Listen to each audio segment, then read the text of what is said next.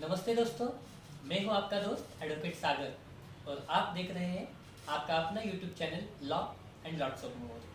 तो दोस्तों, आज हम बात करेंगे आर्यन खान के केस के बारे में और एनडीपीएस एक्ट के प्रोविजंस है वो क्या कहते हैं एग्जैक्टली इसके बारे में, और साथ ही हम जानेंगे एनसीबी एग्जैक्टली क्या है, एनडीपीएस एक्ट क्या है, कब इनेक्ट हुआ था, आर्यन खान के वकीलों का आर्गुमेंट क्या था, एनसीबी के वकील जो थे उनका आर्गुमेंट क्या था, और साथ ही हम जानेंगे कि अब इस केस में आगे क्या हो सकता है।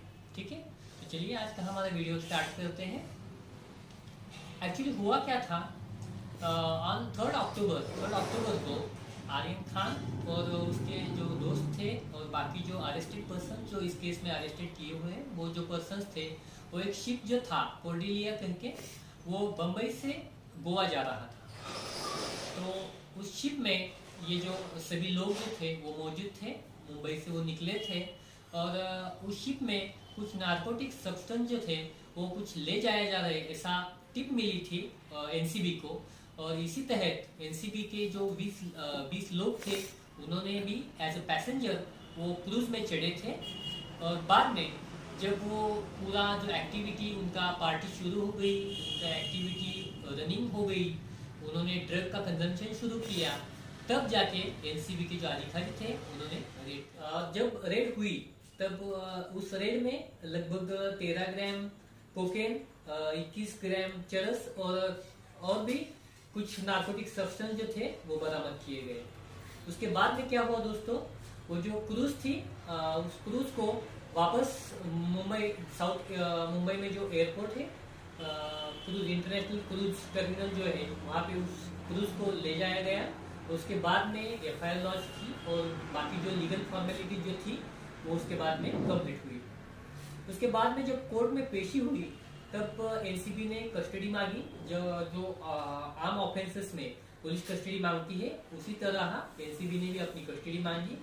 कोर्ट ने भी एनसीबी को कस्टडी दे दी और इसके बाद में कस्टडी देने के बाद में नेक्स्ट रिमांड जो था, नेक्स्ट जब पेशी थी उसके उसी समय भी एनसीबी ने कस्टडी मांगी थी, लेकिन उसी टाइम कोर्ट ने मना किया कस्टडी देने के लिए और उसके बाद में जो एक्यूज थे सभी एक्यूज को मैजिस्ट्रेट कस्टडी में भेज दिया गया। तो उसके बाद में दोस्तों बेल एप्लीकेशन लगाई गई आर्यन खान के तरफ से और बाकी जो थे बंदे उनके तरफ से भी बेल एप्लीकेशन लगाई गई। और उस जो कोर्ट था मुंबई का, तो मुंबई के वो कोर्ट ने उनकी बेल एप्लीकेशन खारिज कर दी ऑन दिस ग्राउंड कि उस कोर्ट को ये जुरिडिक्शन ही नहीं है कि वो बेल एप्लीकेशन ट्राई कर सके या डिसाइड कर सके। तो दोस्तों बाद में जब bail application next appellate court में लगाई गई, जो एनसीबी का जो स्पेशल कोर्ट है उसके पास ये केस ट्रांसफर कर दी गई और उसमें ये बेल एप्लीकेशन लगा दी गई।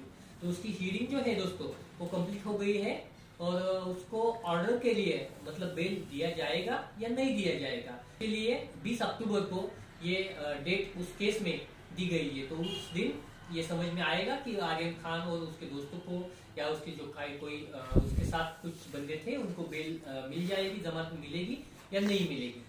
तो अगर जमानत मिल जाती है तो उसको जो कंडीशंस कोर्ट इम्पोज करेगा वो फुलफिल करने होंगे, और नहीं अगर बेल रिजेक्ट होती है दोस्तों तो अपीलेट कोर्ट जो है उस पर बेल लगानी पड़ेगी। अगर दोस्तों हम धाराएं देखें कौन सी धाराएं लगाई गई हैं, तो उसमें एनडीपीएस जो एक्ट है उसकी 8C है, 27 है, 29 है, 35 है, 28 भी है। ये जो धाराएं है वो क्या कहती है ये हम देखेंगे दोस्तों। जो धारा 8C है इसके चार्जेस कब लगाए जाते हैं, जब कोई बंदा है तो वो पजेस करता है नार्कोटिक सब्सटेंस या सेल करता है या उसका ट्रांसपोर्टेशन करता है एक स्टेट से दूसरे स्टेट में, एक जगह से दूसरी जगह, तब ये 8C के तहत चार्जेस लगाए जाते हैं। जो 20B है जो है वो परचेस से डील करता है, नार्कोटिक सब्सटेंस कोई परचेस करता है या कोई बेचता है खरीदता है तो उसके तहत 27 के अनुसार चार्जेस लगाए जाते हैं। 27 जो है वो कंजम्पशन से डील करता है, कंजम्पशन जो नार्कोटिक सब्सटेंस का होता है उससे डील करता है 27। 28 जो है वो अटेम्प्ट टू कमिट ऑफेंस, ऐसा कुछ करने का प्रयास किया है तो उसके तहत 28 के तहत चार्जेस लगाए जाते हैं। 29 जो है अबेटमेंट और कंस्पिरेसी से डील करता है। कोई अगर अबेटमेंट करता है इस तरह के ऑफेंसेस करने के लिए, कंस्पिरेसी करता है तो उसे डील करता है। और सेक्शन 35 जो है वो डील करता है प्रिजम्पशंस जो है कोर्ट की, उससे डील करता है। मतलब क्या है 35 एग्जैक्टली क्या कहता है कि कोर्ट प्रिज्यूम करके चलेगा कि वो एक्यूज जो है, आरोपी जो है, उसकी पहले से ही एक योजना थी और उसको वो ऑफेंस करना ही था। इसकी ऐसी उसकी मेंटल मोटिवेशन थी, मेंटल इंटेंशन था, ऐसा प्रिज्यूम करके कोर्ट चलेगा, ऐसा सेक्शन 35 कहता है। अगर इसके पनिशमेंट की बात हम करेंगे दोस्तों, तो कुछ सेक्शंस इसमें जो है वो धाराएं हैं, उसमें 6 महीने तक पनिशमेंट्स हैं। कुछ धाराएं उनको 1 साल तक पनिशमेंट है, 1 साल तक इम्प्रिजनमेंट और 20,000 तक का जुर्माना भी है। और दोस्तों जो 20B जो सेक्शन है वो बहुत बड़ा सेक्शन है हम कह सकते हैं, क्योंकि उसकी पनिशमेंट 10 साल तक रिगरस इम्प्रिजनमेंट, हम जिसको सश्रम कारावास कहते हैं, इतनी पनिशमेंट उसको दी गई है। और 1 लाख तक का जुर्माना भी हो सकता है अगर ये चार्जेस प्रूव हुए तो।